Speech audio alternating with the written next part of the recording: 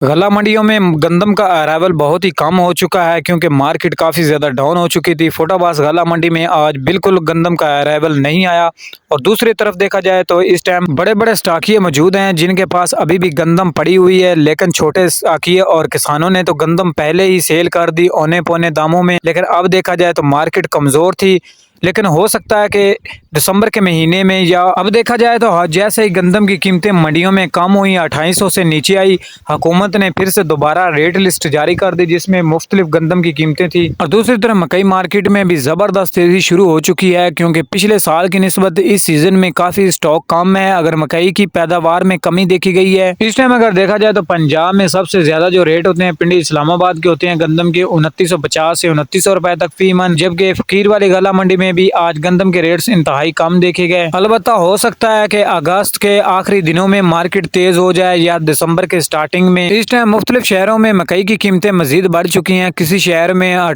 2450, किसी शहर में 2400, किसी शहर में 2300 रुपए तक, जबकि ज्यादा से ज्यादा अगर रेट की बात करें तो 2400 से लेकर 2500 के दरमियान, वो भी वीआईपी अच्छी क्वालिटी की मकई यानी स्टॉक क्वालिटी मकई। अगर वंडा क्वालिटी मक्की के रेट्स की बात करें तो उसके रेट में भी बेहतरी देखी गई है। पिछले हफ्ते अगर बात करें तो 1800 रुपए तक फरोख्त हो रही थी, अब देखा जाए तो मार्केट 2000 से 2100 के दरमियान। ये थी मार्केट के हवाले से छोटी सी अपडेट्स आप भाइयों के साथ शेयर की गई। उम्मीद करता हूँ दोस्तों को पसंद आएगी, तो मिलते हैं अगली नई वीडियो के साथ।